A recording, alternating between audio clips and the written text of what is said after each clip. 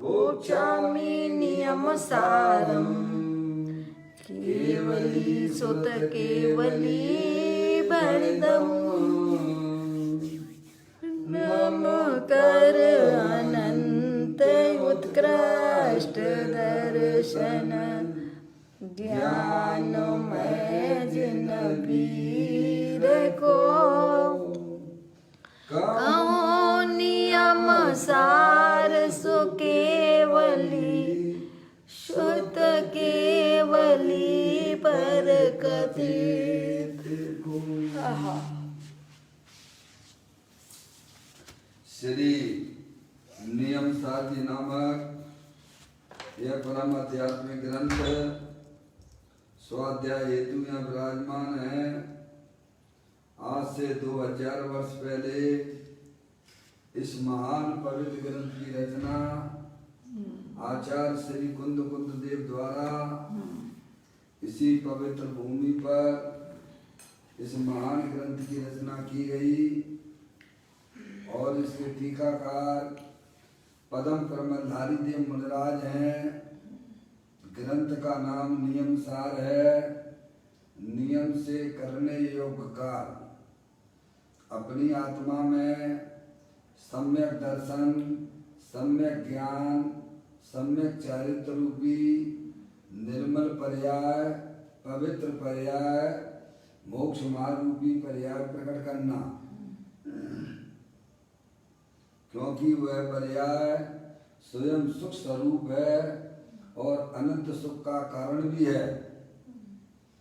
अनादि काल से हमारे आपकी आत्मा में पर को अपना जानने वाली, पर को अपना मानने वाली, पर के साथ संबंध रखने वाली ऐसी मोराग देश रूपी अपवित्र पर्याय, मलिन पर्याय प्रकट है, जो स्वयं दुख स्वरूप है और अनंत दुख का कारण भी है।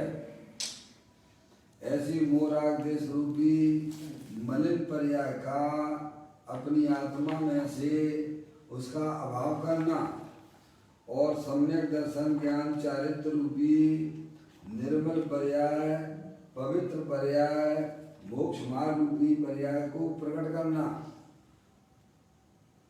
ऐसे कार्य की प्राप्ति जिनवाणी माता के माध्यम से अपने आत्मा के स्वरूप को पहचानना। अपनी जो आत्म वस्तु है वह परद्रव, परभाव और पर्याय से भी पार ऐसी अखंड ज्ञान ज्योति स्वरूप है। ऐसे गायक प्रभु परमात्मा का माँ जनवाणी माता के द्वारा परिचय करके तत्पश्चात शरीर रागादि ये सब कर्मकृत वस्तुएं हैं। इनका हमारे आत्मा के साथ में किसी प्रकार का कोई संबंध नहीं है। इस प्रकार सम्यक भेद ज्ञान पूर्वक शरीर रागादि का लक्ष्य छोड़ते हुए अंदर जो अखंड ज्ञान ज्योति स्वरूप भगवान आत्मा है, जो कि आप स्वयं हो, उसमें अपनापन स्थापित करके उसी को निज रूप से जानते हुए उसमें ही अपनी पर्याय को मग्न कराना, इसे ही अरियंत परमात्मा धर्म कहते हैं। देखिएगा उसकी चर्चा आचार्य भगवंतों ने, मुनराजों ने एक एक गाथा, एक एक कलश और टीका के माध्यम से हमें अपने आत्म स्वरूप को यहाँ पर समझाया है। नियम सार जी का चौथा अधिकार चल रहा है, जिसका नाम है व्यवहार चारित्र अधिकार, जिसमें मुनराजों के 28 मूल गुणों की चर्चा इस अध्याय के अंदर आई है। पंच महाव्रत, पंच समिति की चर्चा के उपरांत गुप्ती के स्वरूप को भी समझकर यहाँ पर कलश नंबर 94 आज अपन प्रारंभ करने जा रहे हैं। आप पुस्तक निकाल लीजिए। प्रवचन रतन चिंतामणि के माध्यम से अपन इसका स्वाध्याय कर रहे हैं। कलश का पाठ करते हैं। देखें, जो प्रशस्त अप्रशस्त वचन मन के समूह करता त्याग, आत्मनिष्ठ रहता अरिसुता शुद्ध में रहितो निष्पाप, चिंतामणि चिन्ह मात्र प्राप्त कर सदा अनंत चतुष्टय युक्त, पापारण दयन संयोगित तिलक होता है जीवन मुक्त।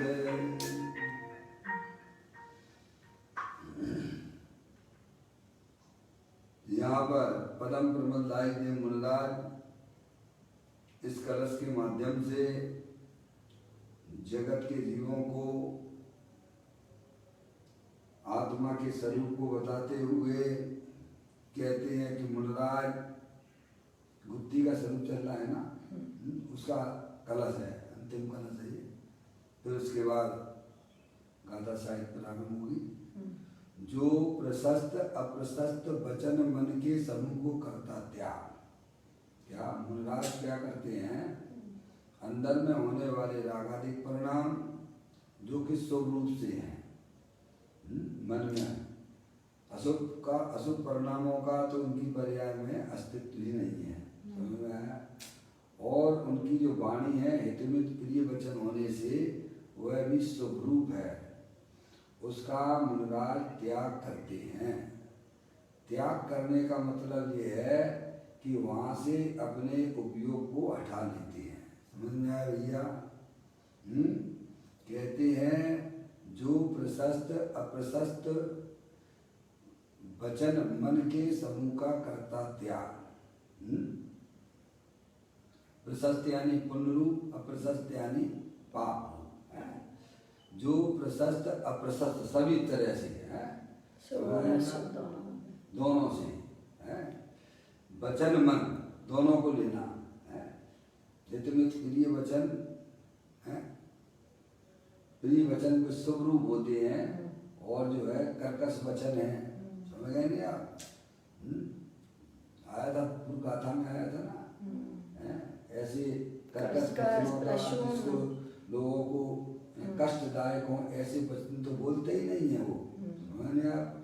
लेकिन हितमित प्रिय वचनों से भी, चूंकि उन्हें अपना आत्म कल्याण करना है, पर्याय में केवल ज्ञान और मोक्ष की पर्याय प्रकट करनी है। अभी उनकी पर्याय में 3 चौकड़ी कसाय के अभाव पूर्वक शुद्धता तो प्रकट है ही, समझ नहीं आप? उसके बिना तो मुनिराज होते ही नहीं है। और आगे बढ़ते हुए आत्म आराधना साधना के माध्यम से अपने आत्मा की आराधना करते हैं, अपनी आत्मा की साधना करते हुए और आगे बढ़ते हैं, क्योंकि उन्हें अभी अपनी पर्याय में बहुत काम करना शेष रह गया है। केवल ज्ञान और मोक्ष की पर्याय भी अभी उन्हें प्राप्त करनी है, समझेंगे आप? तो बुद्धि पूर्वक वे प्रशस्त और अप्रशस्त है, वचन और मन दोनों में लिया है।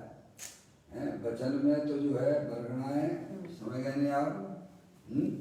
भाषा वर्गणा, और मन में रागादिक परिणाम, समझ में नहीं आए?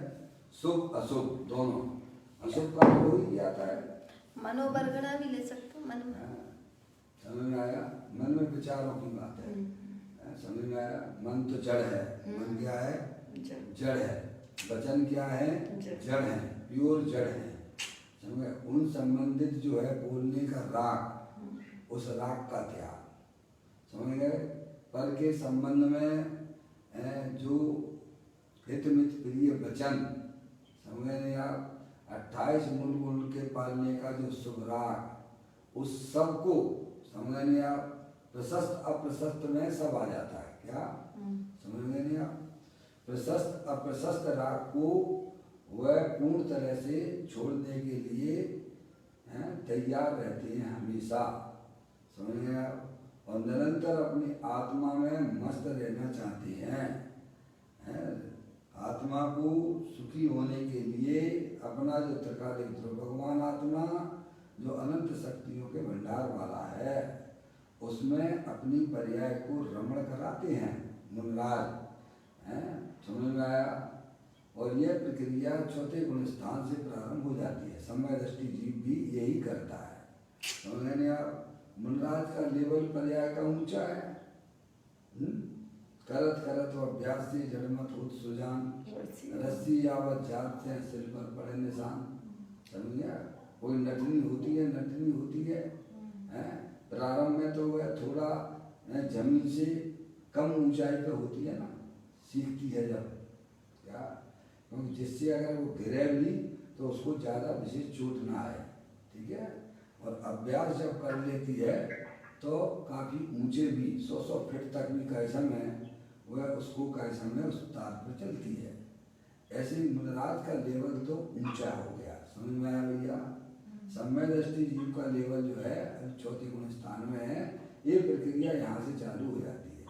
अभ्यास करने पर पर्याय में समझ गया, अभ्यास करने से अपने आत्म स्वभाव का की तरफ पर्याय का जो अभ्यास किया जाता है, समझ गए, वहाँ पर जो शुद्धता, जो अपना त्रिकालीन भगवान आत्मा जो अनंत शक्तियों के भंडार वाला है, शुद्ध स्वरूप है, पर द्रव पर भावों से भिन्न है, अनंत शक्ति सहित है, तीनों काल विद्यमान वस्तु है, आपको कहीं से लाना नहीं है, आपके पास में ही हो, आप स्वयं हो।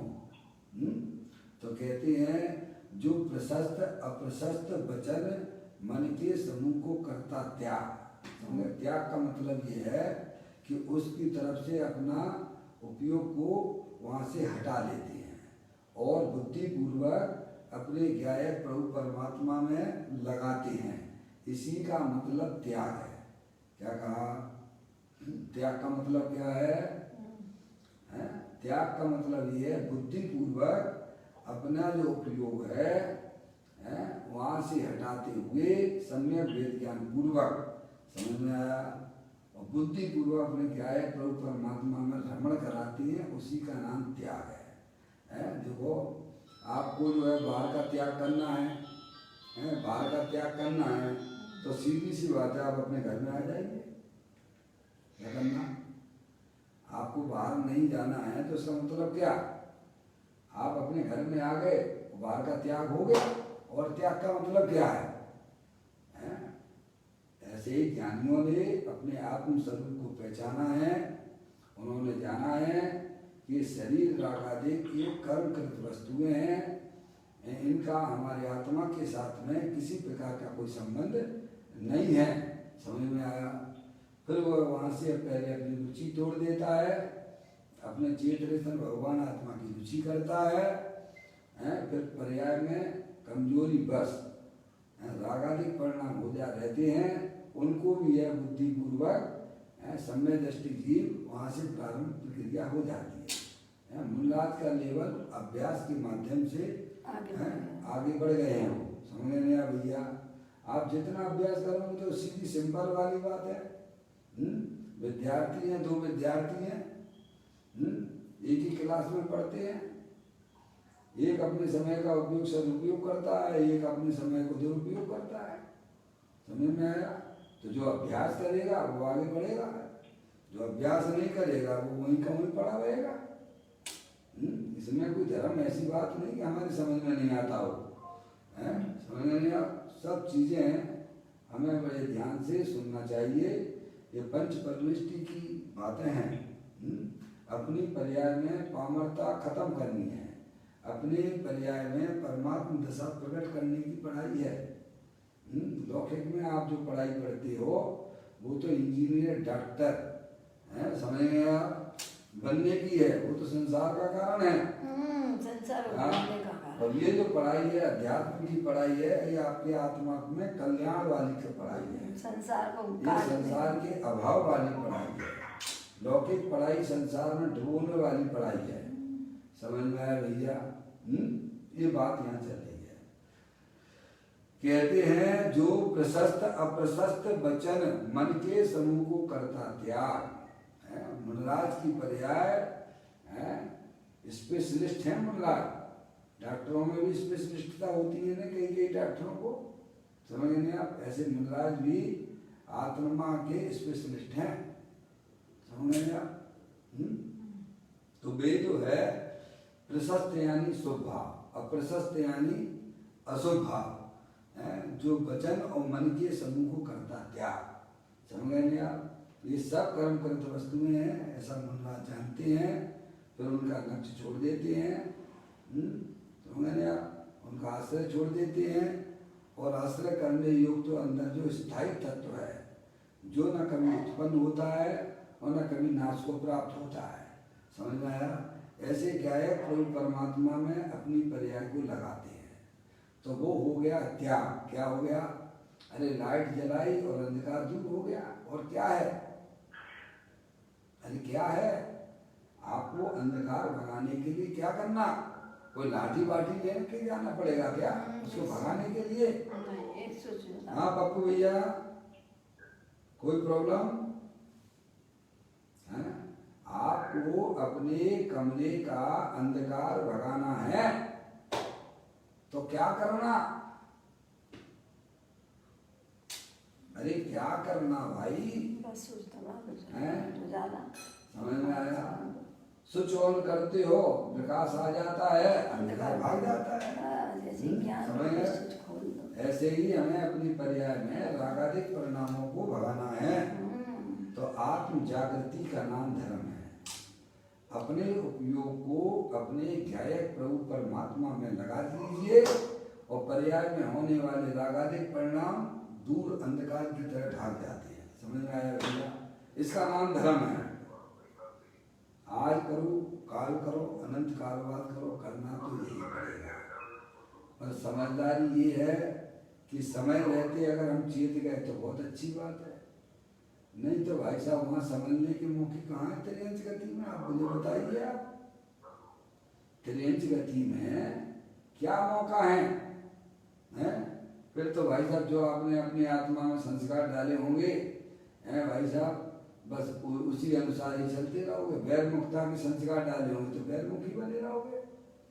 अंतरोन्मुक्ता के संस्कार डाले होंगे तो भाई साहब भले आत्मा की अनुभूति नहीं भी हो पाई हो और आपकी आयु जो अच्छा हो गई हो, तो वे संस्कार आपके अन्य गतियों में जाकर भी काम करने लग जाते हैं। पर ध्यान रखिए कौन से संस्कार? आत्म सन्मुक्ता वाले हैं। वैर मुक्ता वाले तो ब्यारी बार रहते हैं। तो मुनराज तो ये काम करते हैं। मुनराज क्या करते हैं? प्रशस्त अप्रशस्त वचन मन के समूह का करता त्याग। ये पदम ब्रह्मधारी के मुनराज स्वयं अपने कलश के माध्यम से जगत के जीवों को बता रहे हैं, क्योंकि उनकी पर्याय में भी शुभ अशुभ परिणाम चला करते हैं, अज्ञान अवस्था में चलते हैं ना। तो मुनराज बुद्धिपूर्वक सब काम करते हैं। जो प्रशस्त अप्रशस्त वचन मन के समूह को करता त्याग। समझे? मुनराज की बात चल रही है, मन गुप्ती वचन गुप्ती की चर्चा है ना, अभी पूर्व में अपन ने पढ़ी थी। व्यवहार वचन गुप्ती, व्यवहार मनोगुप्ती पढ़ी, और फिर जो है निश्चय वचन गुप्ती और मन गुप्ती की बात आई, काय गुप्ती की बात आई। ये निश्चय तो मुनराज कहते ये है जिसका नाम गुप्ती है। क्या कहा? मन वचन गुप्ती किसे कहना? कि अपने उपयोग को रागादिक परिणतियों से हटाकर सामने एक चेतनेश्वर पहाड़ है। क्या है? समझ में आया? एक तरफ जो है कचरे का ढेर है और दूसरी तरफ जो है दूसरी तरफ जैसे वृंदावन गार्डन देखने जाते हो ना आप, मैसूर में जो हम ये है। समझ में आया भैया? और गेट के पास में कचरा घर होता है और फिर पूरा पूरा विशाल जो है गार्डन होता है, उसमें आप खूब जो है सफर कीजिए आप। ऐसे ही मुनराज के सामने भी एक कचरा घर रागादिक का है। समझ में आया? और सामने जो है कैसे चेतनेश्वर भगवान आत्मा, आप आनंद से वहाँ विहार कीजिए आप। समझ में आया? तो कचड़े की तरफ कौन देखता है? कचड़े की तरफ तो वही देखता है, समझे? सुअर देखता है कचड़े को। कौन देखता है? त्रियंच गति के जीव देखते हैं कचड़े को। कौन भी वो जन्म वहाँ जाके विहार करेंगे? समझ में आया भैया? ऐसे ही मुनराज की परिणति जो है, समझ में आया? रागादिक जो है वह कचरा है, उसकी तरफ नहीं देखते हैं। जो बाहर में जो है वृंदावन गार्डन जो है बढ़िया जो है फूलों की महक जिसमें आ रही है, समझ गए आप? ऐसा अपना चित्त में सर भगवान आत्मा जो रत्ना तरह से भरा हुआ है, उसकी तरफ देखते हैं, समझ आप? तो वो हो गया त्याग, समझ आप? कहते हैं जो प्रशस्त अप्रशस्त वचन मन के समूह का करता त्याग। मुराद इस प्रकार से अपना चैतन्य व्याप देव देवन में विराजमान है, अनंत शक्तियों के भंडार वाला है, उसमें अपने उपयोग को लगाते हैं, समझ गए आप? फिर कहते हैं आत्मनिष्ठ रहता अरु शुद्ध अशुद्ध नए रहित हो निष्पाप, समझ गए आप? आत्मनिष्ठ रहता अरु शुद्ध अशुद्ध नए रहित हो निष्पाप। देखिए शुद्ध अशुद्ध नए का जो विषय है वह पर्याय है, समझ गए आप? निर्मल पर्याय जो है समझ गए आप? शुद्ध नए का विषय और अशुद्ध नए का विषय रागाधिक परिणाम, उन दोनों का करते हैं, समझ गए? रहित होते हुए अंदर में आत्मनिष्ठ रहते हैं। क्या कैसे हम लोग अपनी आत्मा में क्या करते हैं? आत्मनिष्ठ रहते हैं, समझ गए? अपनी आत्मा में सतत जागृत रहते हैं, अपनी आत्मा में प्रतिष्ठित रहती है उनकी पर्याय, समझ गए आप? आत्मनिष्ठ रहते हैं। आप लोग भी तो जो है आत्मनिर्भरता का मोदी साहब आपको सिखा रहे हैं, आत्मनिर्भर रहिए, किसी के पराधीन मत रहिए, ऐसे ही हमें अरिहंत परमात्मा में समझाते हैं।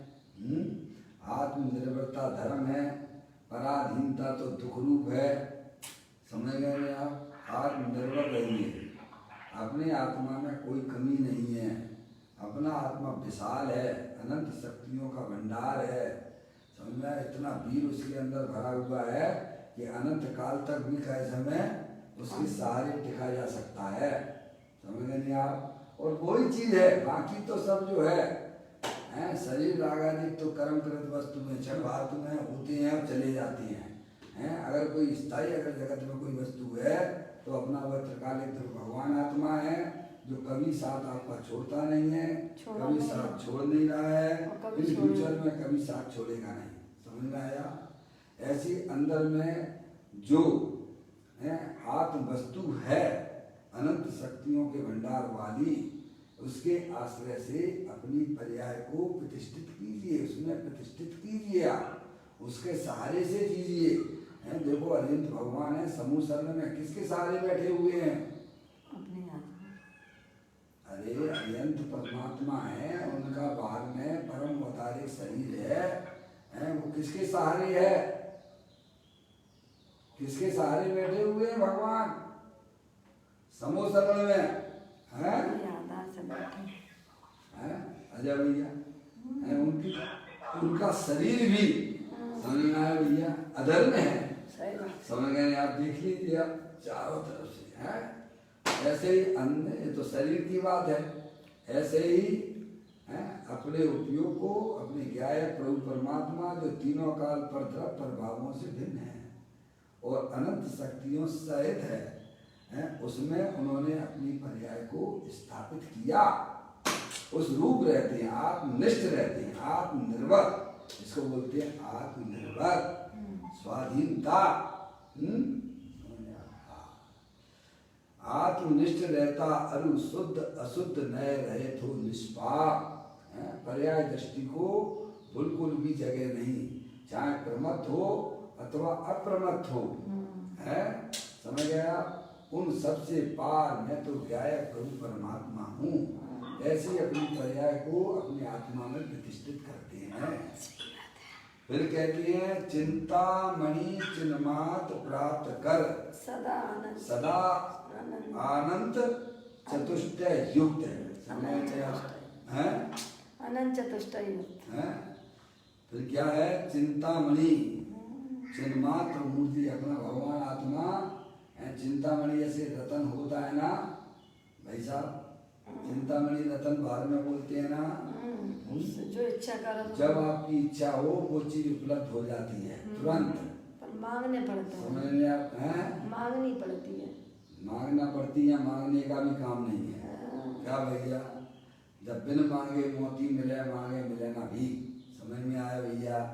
अपना चिंतामणि रतन ऐसा है जहाँ आपको मांगने की भी जरूरत नहीं है। समझ गए आप? चिंतामणि चिन्मात्र प्राप्त कर सदा अनंत चतुष्टय युक्त है, अनंत चतुष्टय से युक्त अपना जो भगवान आत्मा, समझ रहे आप? ऐसा चिंतामणि रतन चिन्मात्र वस्तु है। समझ में आए? ऐसी आत्म वस्तु है भैया, ऐसी आप हो, हम हैं, सब हैं, सब संसारी जीव ऐसे ही हैं, अनंत शक्तियों के भंडार वाले हैं। खबर नहीं है? अब खबर तो जब पड़े ना, हरियंत भगवान की वाणी को सुने, अब उसे फुर्सत ही नहीं है। क्या कहा? मनुष्य पर्याय में आया तो उन्हें फुर्सत नहीं है। त्रियंश गति में तो ये हालत है, आप देख ही रहे त्रियंश गति के जीवों की। ऐसा हमारा आपका आत्मा अनंत काल यही रहा है। कहाँ रहा है? कहाँ रहा है हमारा आत्मा? संसार में, यानी निगोद में। क्या भाई साहब? ये तो 2 इंद्री, 3 इंद्री, 4 इंद्री, संगी असंगी त्रियंश की, और मनुष्य पर्याय, देवगति और नार की, ये सब घूमने फिरने के हैं। क्या है? समझ में आ गई भैया? या आप रुकना चाहो तो रुक नहीं सकते हो। क्या? जहाँ से आए हो वहीं जाओगे। अगर अपनी आत्मा को नहीं समझा, अपने उपयोग को अपने गायक रूप परमात्मा में नहीं लगाया, भाई साहब आत्मनिर्भरता अगर आपने पर्याय में प्रकट नहीं की, तो नियम से जो पराधीनता की वृत्ति हमारी थी वह निबूत ले जाने वाली है। समझ में आई? तो चिंतामणि चिन्मात्र प्राप्त कर सदा अनंत चतुष्टय युक्त कहती हैं।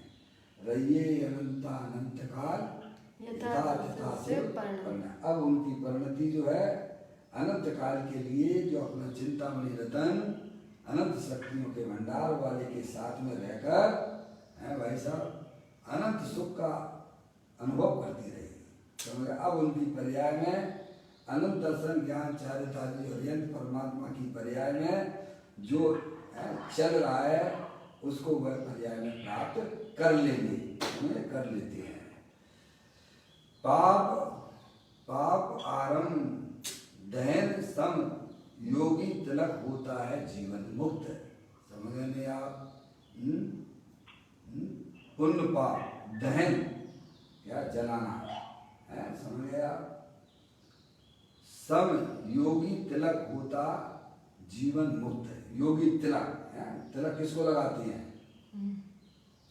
तिलक किसको लगाते हैं भाई साहब? जो अच्छा काम करता है, सम्मान करता है, उसी को तिलक लगाते हैं ना। अच्छे कार्य करने वाले का सम्मान, अच्छे कार्य करते हैं अपने जीवन में, उनको तिलक लगाते हैं। तो मुनराज जो है ना, योगी तिलक है। समझ गए आप? यानी मुनराजों में भी विशिष्ट लोग, विशिष्ट मुनराजों में विशिष्ट होते हैं।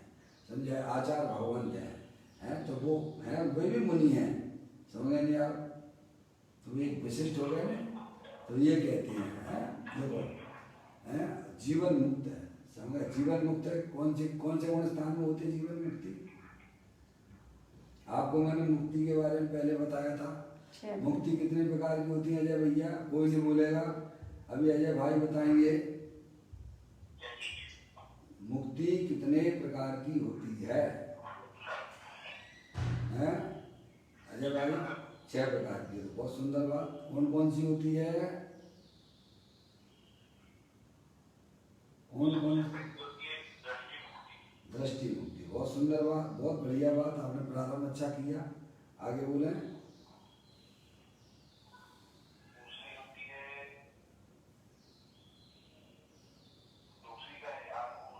अवरत मुक्ति होती है। चलिए तीसरी बताइए। प्रमाद मुक्ति होती है। चौथी बताइए। अरे भाई, सारी दुनिया को भूल जाओ, पूरी तरह से लॉकडाउन कर लो, अपना हित अपने पास है। ये बातें आज मैं कर रहा हूँ, अनंत काल बाद भी आपको यही बातें मिलेंगी। क्या ये पढ़ाई ऐसी पढ़ाई है या भैया? लौकिक की पढ़ाई तो इस साल पढ़ो तो दूसरी साल सिलेबस चेंज हो जाता है। क्या हो जाता है?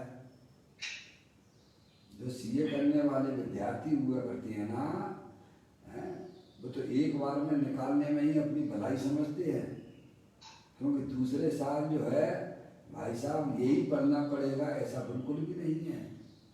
क्या दूसरा सिलेबस आ जाएगा भाई साहब, फिर वहाँ पढ़ो।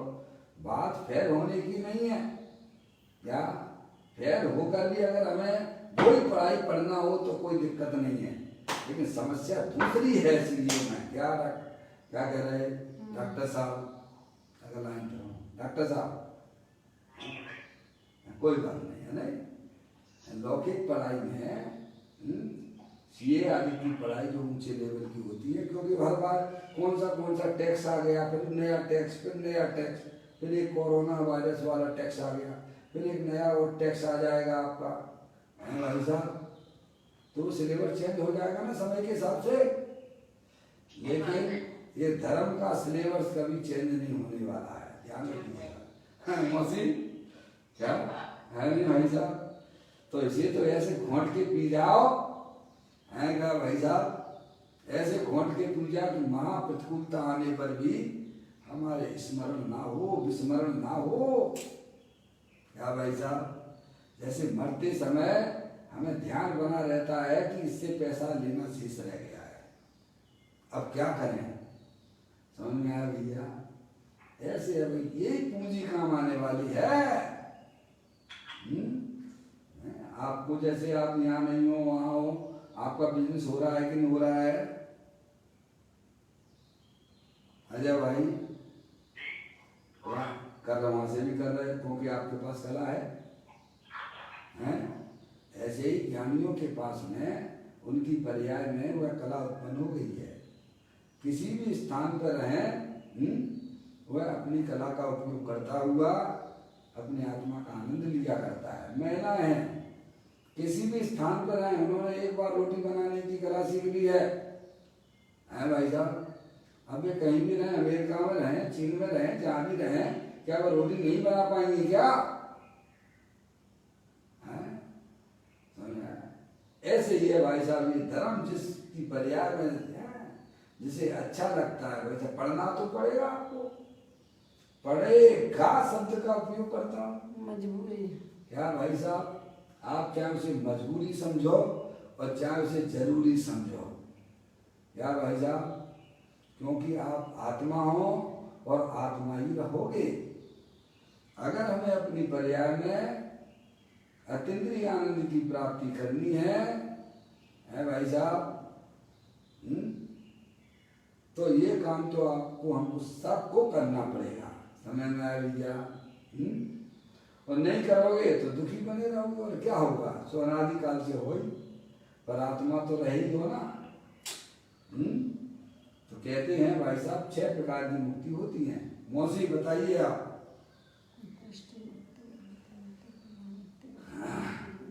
मौसी, हाँ मौसी, आपने बहुत बच्चों को पढ़ाया है, अभी भी पढ़ा ही रहे हो आप। अध्ययन तो हमारा चलता ही रह देना चाहिए, क्योंकि हमारी भूमिका इस प्रकार की है। हाँ बहुत सुंदर। जी हाँ जी जी।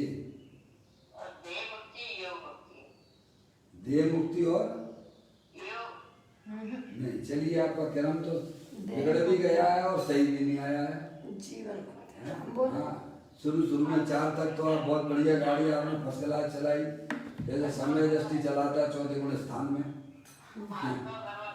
गड़बड़ हो गई, रुक जाओ, तुम तो बोल लेना मम्मी पापा पप्पू भैया। हाँ भाई, पप्पू भैया गाड़ी तो आ गई और लगे ठिकाने, आने वाली आती है, जाने वाली जाती है, हम तो व्यर्थ में विकल्प करते हैं। हेलो, ये वस्तु स्वरूप है, इसमें हम और आप कुछ नहीं कर पाएंगे। क्या कहा? पप्पू भैया तो हमें बहुत हम थे शुरू में दुकान पे बैठे रहते थे, पप्पू भैया कहते थे, समझाते थे, हाँ भैया पप्पू भैया। ये अपने अधीन नहीं है पप्पू भैया। क्या योग का तो नाम भी नहीं है मौसी वहाँ पे।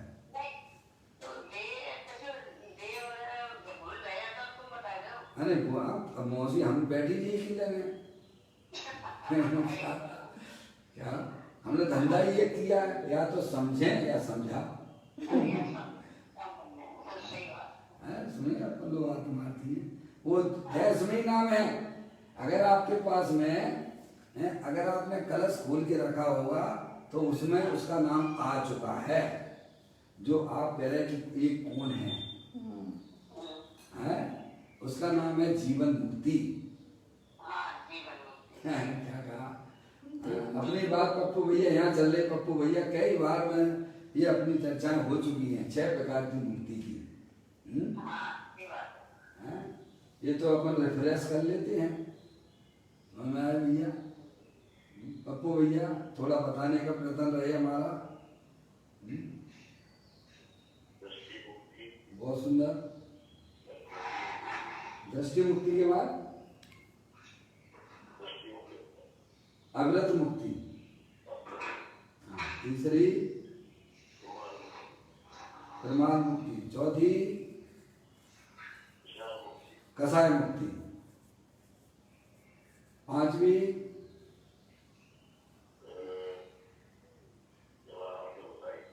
बस वही है जो आपने बताई वो है। क्यों पप्पू भैया? कोई बात नहीं है, जीवन मुक्ति है। और 6वें नंबर की देह मुक्ति। देह मुक्ति। ये 6 प्रकार की मुक्ति होती है और ये 6 प्रकार की मुक्ति पर्याय में होती हैं। द्रव्य स्वभाव तो तीनों का मुक्त स्वरूप है। क्या कहा?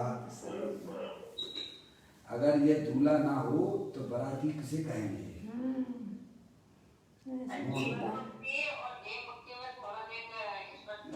जीवन मुक्ति 13वें गुण स्थान में होती है हरियन परमात्मा को, और देह मुक्ति जो है जो सिद्ध परमात्मा को होती है। समझ? देह मुक्त हो गए ना। अभी हरियन परमात्मा को शरीर सहित है, वो देह से मुक्त नहीं हुए हैं। सिद्ध परमात्मा देह मुक्त है। अजय भैया, अजय भाई, पहली दृष्टि मुक्ति, अवरत मुक्ति, प्रमाद मुक्ति, कसाय मुक्ति, जीवन मुक्ति और देह मुक्ति। अज्ञानी सबसे पहले देह मुक्ति करना चाहता है। क्या? कौन सी करना चाहता है? देह से छुटकारा। हाँ, देह मुक्ति चाहता है। समझ में आया भैया? अब बता, देह मुक्ति हो जाएगा क्या? हो गया देह मुक्ति? दृष्टि मुक्ति हुए बिना देह मुक्ति कैसे होगी? क्या कहा? कितना पैसा, कितना शोहरत, उस हीरो के पास में जिसका नाम सुशांत, 34 साल का युवक। क्या भाई साहब, क्या कमी थी उसके पास में? भाई साहब आप मुझे बताइए। आप क्या पैसे की कमी थी? क्या उसके शरीर की सुंदरता की कमी थी? क्या कब कमजोर था? समझ में आया? क्या रास आया? देह मुक्ति या रास आई तो हो गया देह मुक्त। हो गया क्या? नहीं हुआ, तो देह हो गया क्या? अज्ञानी देह मुक्ति करना चाहता है। आत्मा के ज्ञान और श्रद्धान के बिना भाई साहब किसी को कोई मुक्ति नहीं होती है। समझना है? दूसरे क्षण में असंख्यात समय बाद आँख की पलक नीचे से ऊपर तक, ऊपर से नीचे आती है ना, खुलती और बंद होती है ना, उसमें असंख्यात समय निकल जाते हैं। कितने? आँख को खोलने में, आँख को बंद करने में जो पलक का समय लगता है आने जाने में, खोलने और बंद करने में उसमें असंख्यात समय हो जाते हैं। और 2 समय में तो दूसरा शरीर मिल जाता है। क्या भाई समझ में आए? ऐसे आत्मघाती परिणाम आत्मा को समझने वालों को कभी विचार में भी नहीं आता है। बाहर में कितनी भी प्रतिकूलता हो जाए, शरीर में कितना भयंकर भी रोग हो जाए, तो अभी आत्मघात के परिणाम तो ज्ञानियों को होते ही नहीं है। अरे ज्ञानियों को नहीं होते हैं, आत्मा को समझने वाले को भी नहीं होते हैं। क्या कहा? इसीलिए कहते हैं भाई साहब अपने आत्मा को जानिए, वस्तु स्वरूप को पहचानिए। हैं? बाहर में पैसे का रुपया का ढेर लगा लिया, उससे क्या हमारे आत्म शांति मिलने वाली है क्या? नहीं। ज्ञानी तो हमें समझाते हैं भाई साहब पैसा कमाने में तकलीफ, पप्पू भैया हैं, पैसा जोड़ने में दिक्कत, तकलीफ ही तकलीफ, और पैसा आ जाए तो संभालने में दिक्कत, तो उससे ज्यादा और दिक्कत। कहाँ लगाए, कहाँ व्यवस्था करें? पप्पू भैया पहले तो पैसा कमाने में दिक्कत, और फिर दूसरी बात आ भी जाए आपके पुण्य के वजह से तो उसे संभालने में दिक्कत, ठिकाने लगाए, और चला जाए जेब से निकल जाए तो चोर ले जाए तो क्या लेके आया हमारे लिए वो? दिक्कत ही लेके। ये मनुष्य पर्याय लगाई तो काय में लगाई? इसी में लगाई, पैसा मौसी किसमें लगाई? मनुष्य पर्याय का समय जो है किसमें लगाया आपने? हमने सबने कमाए में, समारवे में, वही की चाकरी करी। तो ये कहती है 6 प्रकार की मुक्तियां हुआ करती हैं। समझ में आया भैया? हर चीज का प्रारंभ है। ऐसा नहीं है कि साहब जो है पहले जो है हमारी जो है वो वाली मुक्ति हो जाए, कौन सी है, देह मुक्ति हो जाए तो जीवन मुक्ति हो, ऐसा नहीं। सबका क्रम है, कोई भी क्रम भंग करके किसी को मुक्ति नहीं हो सकती है। पहले होती है सबसे पहले दृष्टि मुक्ति है, समझ गया? ऐसा ज्ञान करो मेरा आत्मा तीनों काल मुक्त स्वरूप है, जिसने कभी शरीर को छुआ नहीं है, अरे राग के परिणाम को भी जिसने छुआ नहीं है। समझ में आया? ऐसा अपना चेत दे देवल में विराजमान भगवान आत्मा है भाई साहब पे, वो होती है दृष्टि मुक्ति। अब आप जैसा चश्मा लगा लोगे ना, अब आपको वैसा ही दिखाई देगा। क्या कहा? इसका नाम है दृष्टि मुक्ति।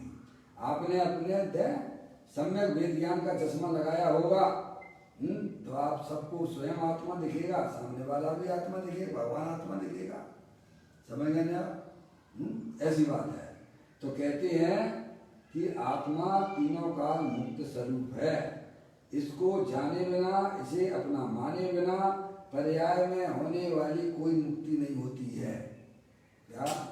चाहे आप जितनी शरीर की क्रिया करना हो करो धर्म के नाम पे, कितना भी पराधीन होकर दूसरे के आश्रय पड़े रहो, तो समय हमारी आत्मा में कभी भी निराकुलता की उत्पत्ति नहीं हो सकती है।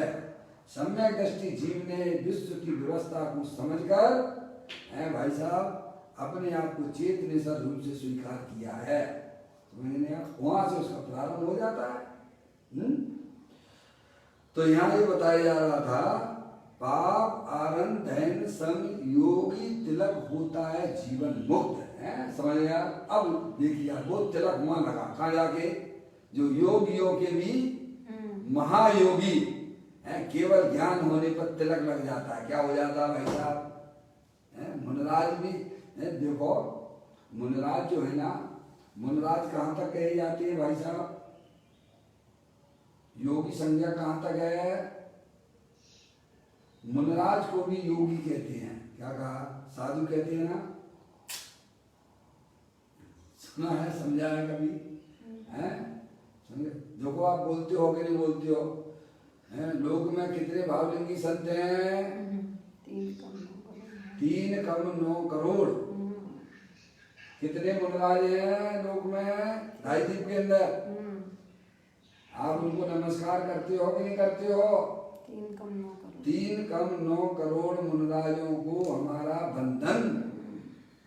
मौसी आप बोलते हो कि नहीं बोलते हो? कौन है वे? मुनराज। तो उसमें अरिहंत परमात्मा भी आ गए हैं। क्या कहा? कौन आ गए उसमें? तो मुनराज जाएंगे नहीं ये वे अरिहंत परमात्मा तक मुनराज संज्ञा ली गई है। स्नातक मुनराज, स्नातक मुनराज तो यहाँ कहते हैं वे योगी योगी तिलक। क्या समझ गए? वो लिखा हुआ है पाप आनंद दैन सम योगी तिलक होता है जीवन मुक्त है। समझ नहीं आप? वे योगियों के भी सरदार हैं। क्या है? मुनियों के भी सरदार। क्या? गौतम बर्दर के भी सरदार कौन? महावीर भगवान। समझ में आए? ये यहाँ लिखा हुआ है, देखिएगा। अब ये अपन ने इसका श्लोकार्थ पढ़ लेते हैं। अभी अपन ने इसका जो है इनकी शब्दों को, मुनराज की शब्दों को अपन ने यहाँ पढ़ा। देखिए पाप रूपी अटवी को जलाने में अग्नि समान ऐसा योगी तिलक यानी मुनि शिरोमणि क्या लिया है? योगी तिलक के सामने क्या लिया है? मुनि शिरोमणि। मुनि शिरोमणि, मुनियों के भी शिरोमणि कौन है? परमात्मा है। समझ में आए? प्रशस्त अप्रशस्त मन वाणी के समुदाय को छोड़कर, उसकी दृष्टि छोड़कर, उसका आश्रय छोड़कर अंदर में होने वाले जो प्रशस्त अप्रशस्त रूप राग है, तो कहते हैं मन वाणी के समुदाय को छोड़कर आत्मनिष्ठ में परायण रहता हुआ स्पेशलिस्ट है। अपनी आत्मा में अपनी पर्याय को स्थापित करते हैं। अपने पास में भी है, चिंता मत करना। अपन कोई कम नहीं है। अपन कोई सिद्ध परमात्मा और यज्ञ परमात्मा से, साधु परमेष्टि से कम नहीं है। उनके पास में भी वैसा ही आत्मा है और हमारे पास में भी वैसा ही आत्मा है। जो हमारे आप बोलते हो मैं वह हूँ जो है भगवान, जो मैं हूँ वह है भगवान। क्या अंतर यही ऊपरी जान बेविराग यहाँ वे उसका उपयोग कर रहे हैं और हम उसका उपयोग नहीं कर रहे। पर्याय हमारे पास में भी है, पर्याय उनके पास में भी है, द्रव उनके पास में है, द्रव हमारे पास में भी है। हम दुरुपयोग करते हैं, पंचेंद्रिय के विषयों में लगाते हैं। समझ में आया? संसार का कारण है। वे अपने उपयोग को अपने ज्ञाय परमात्मा में निष्ठ हो जाते हैं। क्या अंतर है भाई साहब? सबके पल्ले लाल लाल बिना कोई नहीं और घाट खोल देखी नहीं ताते भयो कंगाल। मौसी क्या कमी है हमारे पास में? पंच परमेष्टि के पास जितना माल है उतना माल हमारे आपके सबके पास में है। क्या कहा? जितना माल पंच परमेष्टियों के पास में है उतना का उतना माल सभी संसारी जीवों के पास में है।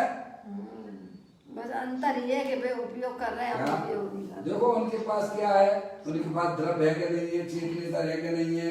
अनंत शक्तियों के भंडार वाले हैं कि नहीं है वे? अरे बोलो हाँ या ना बोलो। हाँ। पप्पू भैया जितना पंच परमेष्टि के पास में माल है उतना माल आपके पास में है कि नहीं है? हम तो भाई माल समझते हैं कि नोटों का ढेर लग गया, अरे उसकी रुचि में तो कीड़ा बनना पड़ेगा। क्या कहा? हाँ, जैसे लोग होते हैं ना पुराने जमाने में, लोग जो है धन को जमीन में गाड़ देते थे। क्या कर देते थे? क्या करते थे? अभी भी करते होंगे, जमीन में अंदर गाड़ देते हैं, अभी भी करते हैं लोग। और उनकी मृत्यु हो जाती है तो वही आके सर्प बन जाती है। क्या बन जाती है? पहले मनुष्य होकर उसकी चाकरी कर रहे थे, अब सर्प बन के चाकरी करता है। क्या करेगा मौसी? अंदर में आसक्ति का परिणाम था। क्या हुआ? पहले मनुष्य होकर चाकरी करता था, अब सर्प बन के चाकरी करता है। सही बात है। क्या हुआ? अंदर में रुचि तो वही की वही पड़ी रही ना। बताइए। तो हमें अपनी रुचि को पहचानना चाहिए, समझ में आया? हमें पैर मुक्ता त्यागना चाहिए, अंतरोन्मुक्ता होना चाहिए, आत्मा की रुचि होना चाहिए। तो कहते हैं प्रशस्त अप्रशस्त मन वाणी के समुदाय को छोड़कर आत्मनिष्ठ में परायण रहता है। है स्पेशलिस्ट हैं, समझे नहीं आप? ये होता है, ये आत्मार्थी का लक्षण है कि अपने गायक प्रभु परमात्मा में रमण कराना, समझ गए आप? आत्मनिष्ठ में परायण रहता हुआ शुद्ध नय और अशुद्ध नय से रहे, क्या कैसे रहे? शुद्ध नय और अशुद्ध नय से रहे, सब नयातीत है क्या? ऐसे अनग निर्दोष चैतन्य मात्र चिंतामणि को प्राप्त करके, जाए परमात्मा जो चिंतामणि के समान है, समझ में आया? बिन याचे बिन चिंतवे, आगे क्या बोलते हो भैया? बिन याचे चिंता धर्म सकल सुख दें। बोलो, कौन को सुनाते हैं? जब लोग मर जाते हैं उन्हें सुनाते हैं। किनको सुनाते हो? कब सुनाते हो? कब कब बोलते हो ये पाठ? ये पाठ कब बोलते हो? राजा राणा छत्रपति बोलते हो कि नहीं बोलते हो? कब? जब किसी का जो है तीसरा दिन होता है, मंदिर जाते हो, सब बोलते हैं, समझ गया? उसमें ये अंतिम लाइन आती है, बिन याचे बिन चिंते धर्म सकल सुख देन। धर्म करने के लिए भाई साहब किसी के सामने याचना नहीं करना पड़ती है। आत्मनिर्भर होने के लिए भाई साहब दूसरों के सामने गिड़गिड़ाना नहीं पड़ता है। गिड़गिड़ाना पड़ता है तो वो आत्मनिर्भरता नहीं होती है। आत्मनिर्भरता तो भाई साहब आप आत्मा हो और आत्मा रूप से स्वीकार करो तो आत्मनिर्भर बन सकते हो। संयोगों में कहाँ आत्मनिर्भरता है? क्या समझ रहे आप? ये तो ज्ञानियों के पास आओगे तो समझ में आएगा ना भाई साहब, हैं? तो कहती हैं शुद्ध नय और अशुद्ध नय से रहे अनग निर्दोष, ऐसा अपना भगवान आत्मा अनग है, समझ गए? समल विमल ना विचारिए यही सिद्ध नहीं और प्रमत्त प्रमत्त नहीं एक में ज्ञायक भाव हूँ। शुद्ध नय और अशुद्ध नय की पर्याय से भी पार, शुद्ध नय अशुद्ध नय पर्याय का विषय हो जाता है, समझ में आया? ये सब अपेक्षाएं भाई साहब समझने की बातें हैं। कहते हैं शुद्ध नय और अशुद्ध नय से रहित ऐसे अनग निर्दोष, अपना भगवान आत्मा निर्दोष है, दोष रहित है, जिसमें कभी मिलावट हुई नहीं है, कभी मिलावट हो नहीं सकती है। ऐसा देव देवल में विराजमान भगवान आत्मा निर्दोष स्वरूप है, शुद्ध है। जिसे आचार्य कुंदकुंद देव ने 6वें नंबर की गाथा, समय सारथी की 6वें नंबर, समय सारथी की 186वें नंबर की गाथा, जो शुद्ध जाने आत्म को शुद्धता को प्राप्त हो। वहाँ केवल पढ़ाई लिखाई की बात नहीं है। जानने का मतलब ये है कि पीएचडी कर लेना आत्मा के ऊपर, हुआ नहीं है, श्रद्धा की बात है भाई साहब। वहाँ तो जो है अपना उपयोग अपने ज्ञायक प्रभु परमात्मा का आश्रय लेना, उसका नाम शुद्ध जाने। जाने का मतलब क्या है? पर्याय का झुकाव त्रिकालिक ध्रुव भगवान आत्मा की तरफ हो तो शुद्धता की प्राप्ति हो जाएगी, है भाई साहब? अभी समय जो शुद्ध जाने आत्म को और शुद्धता को प्राप्त हो तो ऐसा अनग यानी निर्दोष अपना भगवान आत्मा जो कभी दूषित होता ही नहीं है, जिसे पर्याय के पर्याय में रहती है। त्रिकालिक ध्रुव भगवान आत्मा के अंदर प्रवेश करती नहीं, जहाँ परद्रव्य तो प्रवेश करते ही नहीं है। अरे जहाँ पर्याय भी, चाहे मलिन पर्याय हो चाहे निर्बल पर्याय हो, वह पर्याय भी हमारे आत्म स्वरूप के अंदर प्रवेश नहीं करती है। ऐसा निर्दोष भगवान आत्मा जे देवल में विराजमान है, उसकी संगति करोगे तो पर्याय में भी भाई साहब निर्मल पर्यायों का प्रभाव प्रारंभ हो जाता है। रानी वरमाला किसको पहनाती है? रानी वरमाला किसको पहनाती है? राजा क्या करता है वहां बैठा बैठा? अपने को नहीं, किसकी तरफ देखता है? अरे रानी की तरफ भी नहीं देखता है, समझ में आया? और भिखारी की तरफ देखेगा तो देखेगा कैसे हैं? उसे रानी आके बरमाला पहनाती है, हैं? ऐसे ही जो है मुक्ति रूपी लक्ष्मी, जीवन मुक्ति कैसे आती है भाई साहब? मुक्ति रूपी लक्ष्मी कैसे प्राप्त होती है? मुक्त स्वरूप जो आत्मा मुक्ति स्वरूप रानी की तरफ देखता है उसको नहीं आती है, जो मुक्तियों का भंडार है, सहज मुक्त है, निर्दोष है, अलग है, ऐसे गायक प्रभु परमात्मा को जो वर्ण करते हैं उनकी पर्याय में मुक्त रूपी लक्ष्मी प्राप्त होती है। तो कहते हैं शुद्ध नय और अशुद्ध नय से रहित ऐसे अनग यानी निर्दोष चैतन्य मां चिंतामणि को प्राप्त करके, किसको प्राप्त किया? चैतन्य चिंतामणि को। अंदर में दे देवर में विराजमान है अपना भगवान आत्मा है मौसी। चैतन्य मात्र शब्द का लिया है, समझ लेंगे आप।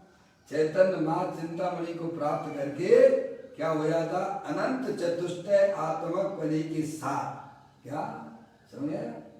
सर्वदा स्थित ऐसे जीवन मुक्त को प्राप्त करता है। क्या कहा?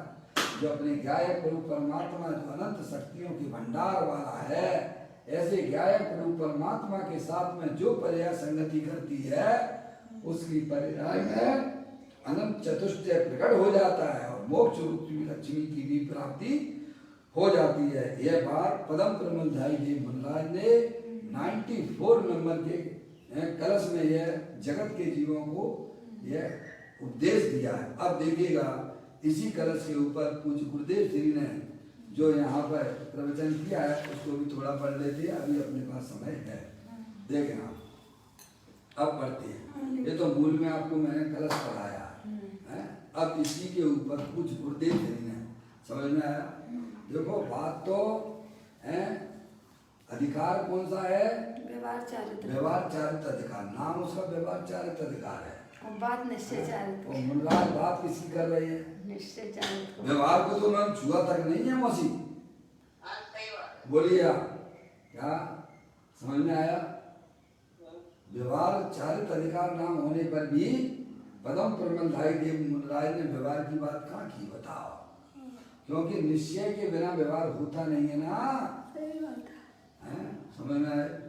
अब देखो यहाँ पर ये बात पूज्य गुरुदेव श्री के माध्यम से 2 से 5 नंबर की पृष्ठ पर तीसरा भाग चल रहा है प्रवचन चिंतामणि का। अब देखें आप, मुनिपना कैसा होता है?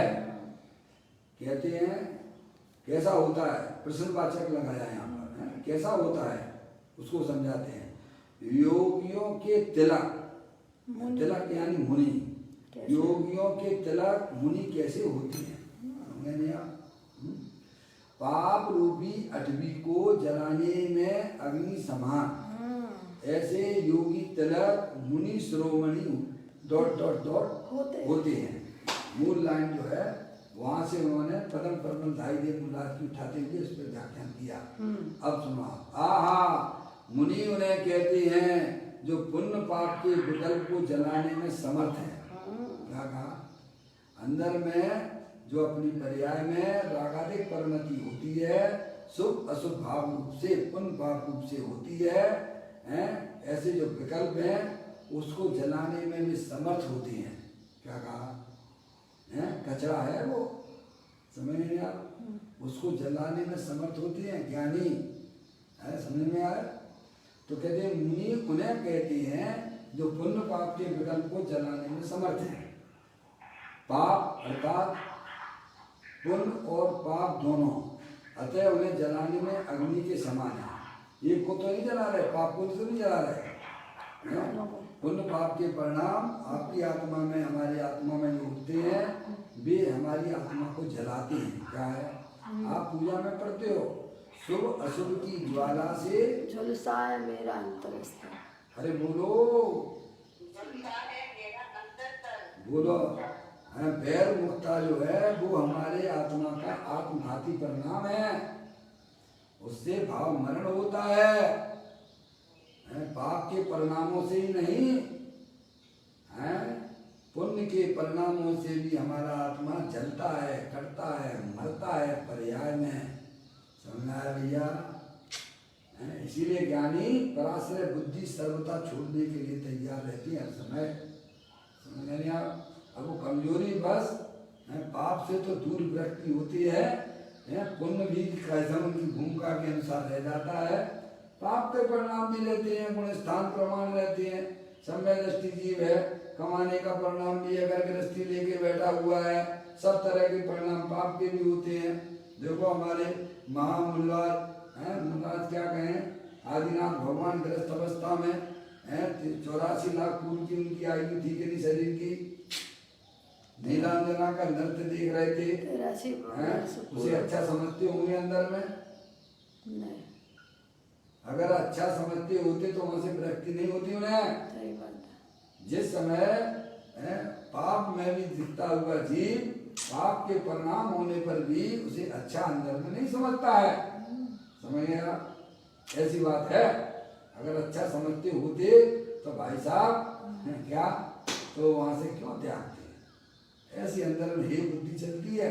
जैसे पाप के परिणाम के प्रति हे बुद्धि होती है, ऐसे ही ज्ञानियों को पुण्य के परिणाम के प्रति भी हे बुद्धि रहती है, क्योंकि वे सब पराश्रित परिणाम हैं। वे उसमें आत्मनिर्भरता बिल्कुल भी नहीं है। क्या आत्मनिर्भरता अगर बनना है तो अपना जो क्या है प्रभु परमात्मा जो अनंत शक्तियों के भंडार वाला है उसे अपना जानो, उसे अपना मानो और उसमें ही अपनी परिणति को मग्न करना, वही वास्तविक आत्मनिर्भरता है। समझ में आया? आत्मनिर्भरता संयोगों में नहीं हुआ करती है। समझ में आया भैया? ऐसी बातें हैं।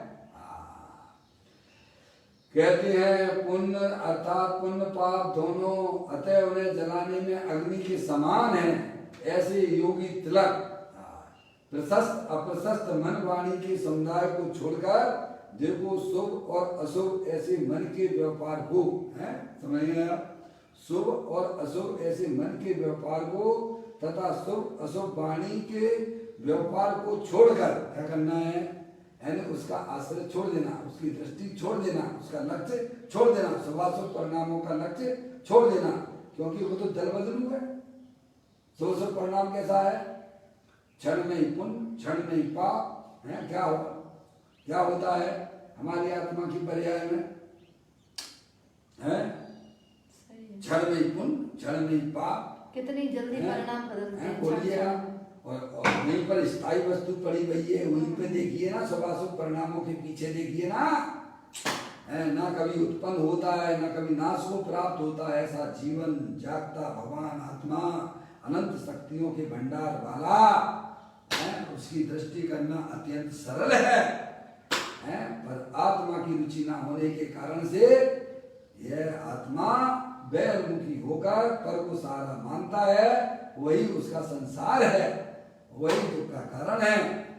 तो मुनराज तो जो है प्रशस्त अप्रशस्त मन वाणी के समुदाय को छोड़कर देखो शुभ और अशुभ ऐसे मन के व्यापार को तथा शुभ अशुभ वाणी के व्यापार को छोड़कर अतः मन संबंधी और वाणी संबंधी शुभ विकल्प को भी छोड़कर ऐसा कहती है। पाप रूपी अटवी अर्थात पुण्य पाप के संकल्प विकल्प की महाबल है। पाप रूपी अटवी अथवा पुण्य पाप के संकल्प विकल्प रूपी महाबल है। महाबल बल शब्द दिया क्या? महाबल जैसे कोई जंगल में जो है ना भाई साहब रास्ता भूल जाए तो क्या हो जाता है? उसके परिणामों में क्या होता होगा? जंगल में कोई सड़कें जाती हैं क्या? महाबल है। ये संकल्प विकल्प जो हमारी पर्याय में हुआ करते हैं वे महाबल के समान है। उनके चक्कर में जो फंस गए हैं उनका सुलझना बहुत मुश्किल हो जाता है भाई। समझा? उसकी चर्चा अपन कल करेंगे, अभी समय अपना हो गया है। कल एक पैराग्राफ को यहीं से उठाएंगे अपन और चर्चा करेंगे। अभी अपना समय निज निधि निज में बताई ये अनंत अनंत उपकार है।